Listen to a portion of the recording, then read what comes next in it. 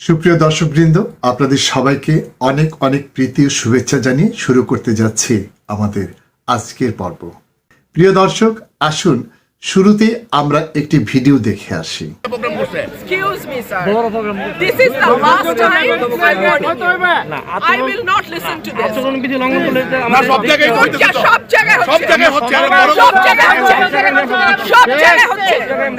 আপনি পারলে থামাই দেন। আজকে আমি ভদ্রতা করে থামাইছি, নেক্সট টাইম কিছু আপনাদেরকে বুড়ো আঙ্গুল দেখায় আপনারা কিছু করতে পারেন না। এইরকম দেখাই আপনাদের। খোঁজ নেন, প্রশাসনে বসে আছেন, খোঁজ নেন।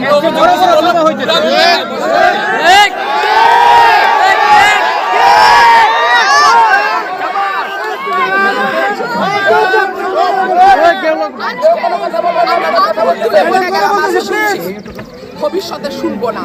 আর আমার এখান থেকে বাইরে যেতে পারবেন না। আমি যদি না বলি এখান থেকে বাইরে যেতে পারবেন না স্যার, মাথায় রাখেন।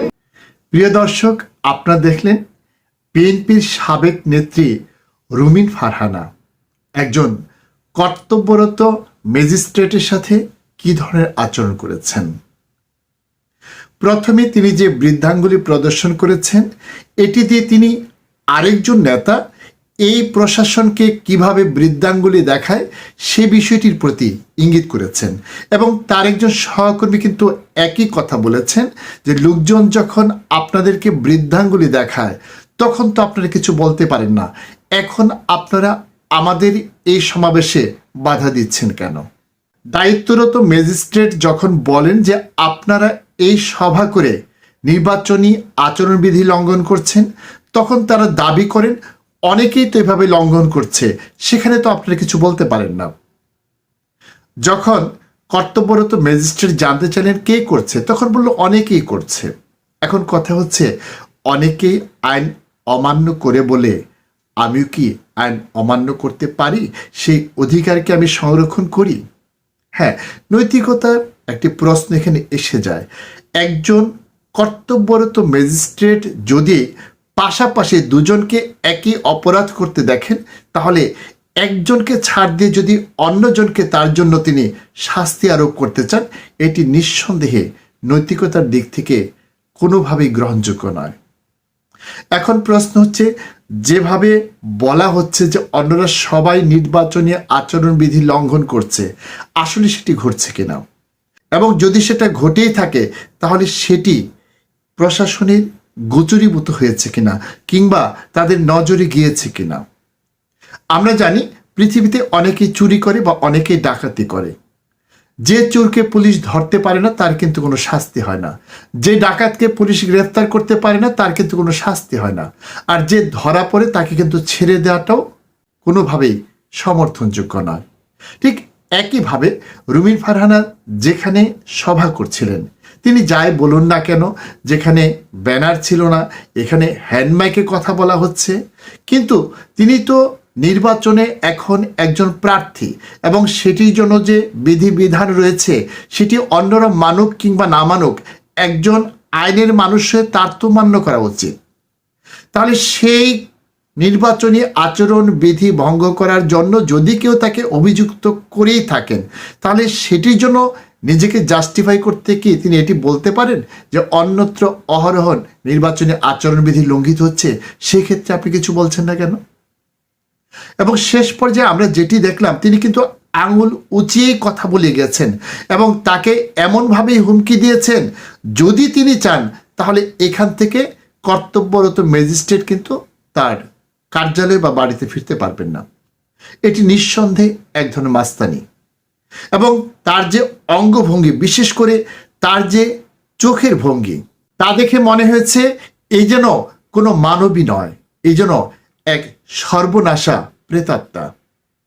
প্রিয় দর্শক, শুনতে খারাপ লাগলেও রুমিন ফারহানার মতো একজন শিক্ষিত মানুষের কাছ থেকে আমরা এই ধরনের মাস্তানি আশা করি না।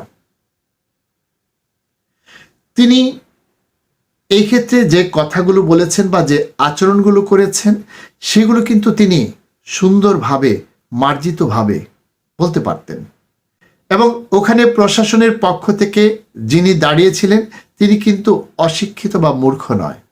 রুমিন ফারহানা হয়তো ভেবেছেন তার অনেক ক্ষমতা, ভবিষ্যতে তিনি মন্ত্রী হতে পারেন, এমপি হতে পারেন। সুতরাং প্রশাসনের এই কর্মকর্তা তো তার কাছে কিছুই নয়। এর মধ্য দিয়ে কিন্তু মানুষের যে মানবিক মর্যাদা সেটিকে ভুলুণ্ঠিত করা হয়েছে। একজন মানুষ তিনি যে পদেই থাকুন না কেন তার প্রতি কিন্তু রুমির ফারহানার পারস্পরিক শ্রদ্ধাবোধটুকু থাকার কথা ছিল। কর্তব্যরত ম্যাজিস্ট্রেট তো তার গায়ে হাত দেয়নি বা এমন কিছু করেনি যা বেআইনি, কিন্তু তিনি যে আচরণটি করেছেন সেটিকে কোনোভাবেই আইনসম্মত আচরণ ছিল। প্রিয় দর্শক, আমরা জানি মানুষ কখনো লোভের বশবর্তী হয়ে কিংবা চাপে পড়ে তার মেরুদণ্ড সোজা করে রাখতে পারে না। রুমির ফারহানার ক্ষেত্রে আমরা ঠিক তাই দেখেছি। তিনি যেভাবে রাজনীতিতে এসেছেন, রাজনীতিতে এসেই তিনি যেভাবে ঝড় তুলেছেন এবং মানুষের মনোজগতে স্থান করে নিয়েছিলেন, এই সৌভাগ্য কিন্তু সবার হয় না। এদিক থেকে তিনি একজন অপার সম্ভাবনাময় সৌভাগ্যবতী। তিনি কিন্তু লোভে পড়েই হোক আর চাপে পড়েই হোক তার সেই অবস্থানটি ধরে রাখতে পারেননি। জুলাই বিপ্লবে তার একটি গৌরবোজ্জ্বল ভূমিকা থাকলেও জুলাই বিপ্লবের পর কিন্তু তিনি তার নিজের অবস্থান থেকে সরে গিয়েছিলেন। সৃষ্টিকর্তা মানুষকে সুযোগ দেন এবং মানুষ যদি সেই সুযোগের সদ্ব্যবহার না করে তাহলে সেই সুযোগ কিন্তু তার কাছ থেকে সরিয়ে নেন। রুমির ফারহানের ক্ষেত্রে কিন্তু ঠিক সেটি হয়েছে। তিনি মানুষের যে সম্মান, শ্রদ্ধা এবং ভালোবাসা পেয়েছিলেন এটি কিন্তু বিপুল অর্থবিত্ত বা বৈভব দিয়েও সম্ভব নয়, কিংবা একটি দলের বড় অবস্থানে গিয়েও সম্ভব নয়, কিংবা একটি সংসদ সদস্যের পদ ধারণ করেও সম্ভব নয়। অথচ তিনি জানি না কোন লোভের বশবর্তী হয়ে অথবা কোন চাপে পড়ে তার সেই নিজের অবস্থান থেকে সরে গিয়ে মানুষের মন থেকে সরে গিয়েছিলেন। এবং তারপর বিএনপি যখন দলীয়ভাবে তাকে নমিনেশন দেয়নি তখন হয়তো তার এক ধরনের বোধোদয় হয়েছে, অথবা তিনি যাদের জন্য জনমানুষের বিপক্ষে গিয়ে কথা বলছিলেন তারাই যখন তাকে ছুঁড়ে ফেলে দিয়েছে তখন তিনি হয়তো তার স্বরূপে ফিরে এসেছেন। মৌলিকভাবে হয়তো তিনি জনগণের পক্ষেরই লোক, কিন্তু বিশেষ কোনো লোভে বা বিশেষ কোনো প্রয়োজনে তিনি জনগণের পক্ষ ত্যাগ করে একটি দলের পক্ষে গিয়ে অবস্থান নিয়েছিলেন। যে দলটি একসময় ছিল মজলুমের দল, ন্যায়ের অনুসারী, সেই দলটি যখন মজলুমের দল থেকে জুলুমবাজের দলে পরিণত হয়েছে এবং ন্যায়ের পথ ছেড়ে অন্যায়ের পথে গিয়েছে, তিনি কিন্তু তখন তাদেরকে সাপোর্ট করেছেন। আর যারা তাদের সমালোচনা করেছেন বা তাদের বিপক্ষে অবস্থান নিয়েছেন তিনি আবার তাদেরই বিপক্ষে কথা বলেছেন। এদিক থেকে তিনি মূলত অন্তর্গতভাবে যাদের পক্ষের লোক তিনি বিশেষ অবস্থায় গিয়ে তাদের বিপক্ষেই কথা বলেছেন। তাহলে সৃষ্টিকর্তা তাকে যে সুযোগটা দিয়েছিলেন সেটিকে তিনি কাজে লাগাতে পেরেছেন? একজন সংসদ সদস্য হওয়ার লোভে অথবা বিএনপির কোনো পর্যায়ের কোনো চাপে তিনি কি তার নিজের প্রতি সুবিচার করেছেন? কিংবা তাকে যারা প্রাণ ভরে দোয়া করত, ভালোবাসত, শ্রদ্ধা করত তাদের সে মর্যাদা রক্ষা করেছেন? করেননি তো। প্রিয় দর্শক, তারপরও এখানে কিন্তু রুমির ফারহানা একটি চমৎকার সত্য কথা বলেছেন। কি সেই সত্য কথা? আসুন তা আমরা একটু দেখে আসি। শেখ হাসিনার সময় আপনারা যাদের কথা এখন চলতেছে তারা কানে ধইরা খাটের নিচে থাকতো স্যার। আমি রুমির ফারহানা, কোনো দল লাগে না আমার। প্রিয় দর্শক, আপনারা দেখলেন রুমির ফারহানা কর্তব্যরত ম্যাজিস্ট্রেটের সামনে কিভাবে বলেছেন যে আপনারা যাদের হয়ে এখানে কাজ করছেন তারা কিন্তু 5ই আগস্টের পূর্বে কানে ধরে খাটের নিচে লুকিয়েছিল, কিন্তু সেই সময় রুমির ফারহানা লুকিয়েছিলেন না, তিনি সবার সামনে এগিয়ে গিয়েছেন। এই কথাটি চরম সত্য। কারণ আমরা জুলাই যুদ্ধের সময় দেখেছি এই রুমির ফারহানা সম্মুখ সারি থেকে যেভাবে অংশ নিয়েছেন সেটি কিন্তু তার দলীয় অবস্থান ছিল না। তার দলের সিনিয়র কোনো নেতাকর্মী কিন্তু এ ধরনের কোনো ভূমিকা গ্রহণ করেননি।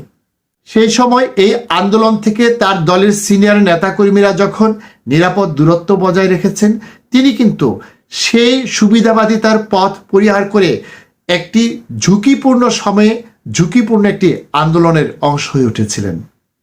এই জন্য তার প্রতি কিন্তু মানুষের যে শ্রদ্ধা ভালোবাসা ছিল তা অনেকটাই পাকাপুক্ত হয়ে গিয়েছিল। আজকে বিএনপির যে বীরত্ব দেখা যাচ্ছে, তখন কিন্তু বিএনপির এই বীরত্ব ছিল না। আজকে যে বিএনপি মনে করছে এই দেশটা তাদের, তখন কিন্তু তাদের ন্যূনতম সভা সমাবেশ করার অধিকার বা সাহস এর কোনোটি ছিল না। সেই সময় কিন্তু রুমিন ফারহানা এই কথা বলতেন। তিনি অত্যন্ত সাহসিকতার সাথে সেই পরিস্থিতিকে মোকাবেলা করেছেন। অনেকেই বলেন শেখ হাসিনার সাথে তার একটি গোপন আন্ডারস্ট্যান্ডিং ছিল, এই কারণে তিনি এগুলো করেছেন। কিন্তু আপনাদের নিশ্চয়ই মনে আছে, যদি শেখ হাসিনার সাথে তার গোপন আন্ডারস্ট্যান্ডিং থাকতো, তাহলে তার বাসায় গিয়ে যেভাবে আক্রমণ চালানো হয়েছে সেই পরিস্থিতি তৈরি হতো না। এরপরে যদি কেউ বলে যে শেখ হাসিনার সাথে তার গোপন সমঝোতা ছিল, তাহলে তখন বিএনপির যেসব নেতারা নীরব ভূমিকা পালন করেছে, তাদেরও তো সেই সরকারের সাথে রুমিন ফারহানার চেয়ে অনেক বেশি গভীর সম্পর্ক ছিল। সেই বিষয়টিকে আমরা কিভাবে মূল্যায়ন করব? প্রিয় দর্শক, রুমিন ফারহানা মানুষের এতটাই কাছাকাছি চলে গিয়েছিলেন, যেখানে আমরা আগেই বলেছি সবার যাওয়ার সৌভাগ্য হয় না। কিন্তু তিনি কেন তার এই লক্ষ্মীকে পায়ে ঠেললেন সেটি আমরা বুঝতে পারি না। তার বাবার যে ঘটনা, সেটি কি তার জীবনে পুনরাবৃত্তি ঘটতে যাচ্ছে? তার বাবার প্রতি একসময় যে বিপুল জনসমর্থন ছিল, শেষ বয়সে কিন্তু সেটি ছিল না। রুমিন ফারহানা হয়তো মনে করছেন তার এখনকার যে জনপ্রিয়তা, দলের বিপক্ষে গিয়ে তিনি হয়তো সংসদ সদস্য হিসেবে নির্বাচিত হয়ে আসতে পারবেন, হয়তো বা পারবেন। কিন্তু তার বাবার ক্ষেত্রে কি ঘটনা ঘটেছিল, সেরকম ঘটনা কি তার ক্ষেত্রে ঘটতে পারে না? ধরে নিলাম তিনি সংসদ সদস্য হিসেবে জনতার ভোটে নির্বাচিত হয়েছেন, কিন্তু বিশেষ কারসাজির কারণে তার সেই জয় তো পরাজয়ে রূপান্তরিত হতে পারে। যদি তাই হয়, তাহলে কি তিনি আর জীবনে কখনো রাজনীতিতে মাথা তুলে দাঁড়াতে পারবেন? বিএনপি এখন যেভাবে তাকে মন্ত্রিত্বের অফার দিয়েছে, তখন কি তার সেই অফার অক্ষুণ্ণ থাকবে? কিংবা বিএনপি কি তাকে দলে নিয়ে যাবে? আর নিয়ে গেলেও অতীতে দলে তার যে অবস্থানটি ছিল, সেটিকে তিনি আর ফিরে পাবেন? যদি না পান, তাহলে তিনি তো তার বাবার ভাগ্যই বরণ করলেন। আমরা জানি না ভবিষ্যতে তার ভাগ্যে আসলে কি লেখা রয়েছে। প্রিয় দর্শক, সবকিছু মিলিয়ে তিনি যে আচরণ করেছেন, সেই আচরণটা রুমিন ফারহানার মতো একজন নেতৃত্ব দূরের কথা, একজন সাধারণ নেতা নেত্রীদের কাছ থেকেও কিন্তু কোনোভাবেই প্রত্যাশিত নয়। তার এই ধরনের মাস্তানির পর প্রশাসন যদি তার বিরুদ্ধে কোনো ব্যবস্থা গ্রহণ না করে, তাহলে কিন্তু সরকারের ভূমিকা প্রশ্নবিদ্ধ হবে, নির্বাচন কমিশনের ভূমিকা প্রশ্নবিদ্ধ হবে আমাদের প্রশাসনের ভূমিকা। সম্ভবত এই কারণেই তার বিরুদ্ধে কিন্তু প্রশাসন ব্যবস্থা নিতে শুরু করেছে। প্রিয় দর্শক, প্রশাসন তার বিরুদ্ধে কি ধরনের ব্যবস্থা নিচ্ছে, আসুন তা আমরা একটু দেখে আসি। এইরকম দেখায় আপনাদের খোঁজ নেন। ব্রাহ্মণবাড়িয়া ২ আসনের সরাইলে নির্বাহী ম্যাজিস্ট্রেটকে হুমকির ভিডিও নিয়ে তোলপাড় সামাজিক যোগাযোগ মাধ্যম। এর মধ্যে ম্যাজিস্ট্রেটকে হুমকি, আচরণবিধি লঙ্ঘন ও মব সৃষ্টি করে বিচারিক কাজে বাধা দেওয়ার অভিযোগে স্বতন্ত্র প্রার্থী ও বিএনপির বহিষ্কৃত নেত্রী রুমিন ফারহানাকে নোটিশ দিয়েছে জেলা রিটার্নিং কর্মকর্তার কার্যালয়। রোববার জেলা রিটার্নিং কর্মকর্তা ও জেলা প্রশাসক শারমিন আক্তার জাহান স্বাক্ষরিত নোটিশে আগামী ২২ জানুয়ারির মধ্যে অথবা তদপূর্বে জেলা প্রশাসক কার্যালয়ে উপস্থিত হয়ে ব্যাখ্যা দিতে বলা হয়। অন্যথায় তার অনুপস্থিতিতে আইনানুগ ব্যবস্থা গ্রহণ করা হবে বলেও উল্লেখ করা হয়। ওই নোটিশে বলা হয়, গত ১৭ জানুয়ারি বিকেলে রুমিন ফারহানা ব্রাহ্মণবাড়িয়ার সরাইল উপজেলার নোয়াগাঁও ইউনিয়নের ইসলামাবাদ গ্রামে বড় স্টেজ নির্মাণ ও ৪০০ থেকে ৫০০ লোকের উপস্থিতিতে জনসভা করে। ওই নোটিশে উল্লেখ করা হয়, গত ১৭ জানুয়ারি বিকেলে রুমিন ফারহানা ব্রাহ্মণবাড়িয়ার সরাইল উপজেলার নোয়াগাঁও ইউনিয়নের ইসলামাবাদ গ্রামে বড় স্টেজ নির্মাণ ও ৪০০ থেকে ৫০০ লোকের উপস্থিতিতে নির্বাচনী জনসভা করে। তিনি সেখানে মাইক দিয়ে রাজনৈতিক বক্তব্য প্রদান করেন, যা আচরণ বিধিমালা ২০২৫-এর লঙ্ঘন। এ সময় মোবাইল কোর্ট পরিচালনাকারী এক্সিকিউটিভ ম্যাজিস্ট্রেট সমাবেশ বন্ধ করার নির্দেশ দেন। এতে স্বতন্ত্র প্রার্থী রুমিন ফারহানা ওই নির্বাহী ম্যাজিস্ট্রেটের সাথে ঔদ্ধত্যপূর্ণ এবং অসৌজন্যমূলক আচরণ করে বিভিন্ন রকম হুমকি প্রদর্শন করেন। এক পর্যায়ে তিনি বৃদ্ধাঙ্গুলি দেখিয়ে বলেন, আমি যদি না বলি এখান থেকে বের হতে পারবেন না, মাথায় রাখেন। আজকে আমি আঙ্গুল তুলে বলে গেলাম, ভবিষ্যতে শুনবো না। এ সময় তার অন্যান্য কর্মী ও মারমুখী আচরণ করে। নোটিশে বলা হয়, এভাবে মব সৃষ্টি করে বিচারিক কাজে বাধা দেওয়া এবং নির্বাহী ম্যাজিস্ট্রেটকে হুমকি দেওয়া নির্বাচন আচরণবিধির সুস্পষ্ট লঙ্ঘন। প্রিয় দর্শক, আপনারা দেখলেন নির্বাচনী আচরণবিধি লঙ্ঘন এবং কর্তব্যরত ম্যাজিস্ট্রেটের সাথে এই ধরনের আচরণ করার কারণে তাকে শোকজ করা হয়েছে। তিনি হয়তো এর জবাব দেবেন এবং এই জবাবের মধ্য দিয়ে হয়তো বিষয়টির আপাতত একটি ফয়সালা হয়ে যাবে। কিন্তু তিনি এই যে দাম্ভিকতা দেখালেন, এই যে অধ্যত্ব প্রকাশ করলেন, এর কারণে কি তার প্রতি যাদের সহমর্মিতা ছিল সেই সহমর্মিতার জায়গাটি কি অক্ষুণ্ণ থাকবে? কিছু কিছু মানুষ হয়তো তার এই ভূমিকাকে বাহবা দিবে, কারণ তিনি প্রতিকূল পরিস্থিতিকে যেভাবে মোকাবেলা করতে চেয়েছেন সেটার জন্য কিন্তু যথেষ্ট সাহস থাকা দরকার। এই সাহস রুমিন ফারহানার আছে, হয়তো তার বাবারও ছিল, কিন্তু পরিবর্তিত পরিস্থিতি তার বাবাকে যে পর্যায়ে নিয়ে গিয়েছিল, এখনকার পরিবর্তিত পরিস্থিতি যে তাকেও সেই জায়গায় নিয়ে যাবে না তার কি নিশ্চয়তা আছে? তারপরে বলবো, রুমিন ফারহানা যে সাহসিকতার পরিচয় দিয়েছে তা কিন্তু আমাদের দেশের ইতিহাসে স্থান করে নেবে। তিনি যদি সেই অধ্যত্বটুকু না দেখাতেন এবং যে আচরণগুলো আইনসম্মত নয় তিনি যদি সেই আচরণগুলো না করতেন, তাহলে তার এই সাহসিকতাকে কিন্তু আমরা সাধুবাদ জানাতাম। বিশেষ করে তিনি যে বিএনপির বর্তমানের যে হুঙ্কার, তার আড়ালে যে সত্যটা লুকিয়ে আছে সেটি যেভাবে উন্মোচিত করে দিলেন তাকে আমরা অবশ্যই সাধুবাদ জানাচ্ছি। আমরা সাম্প্রতিক সময়ে রাজপথে ছাত্র দলের যে অবস্থা দেখছি তা দেখে আমরাও কিন্তু লজ্জা পাচ্ছি। তাদের যদি ন্যূনতম লজ্জাবোধ থাকতো তাহলে কোনোদিনই এই ছাত্রদল রাজপথে নেমে আসতো না।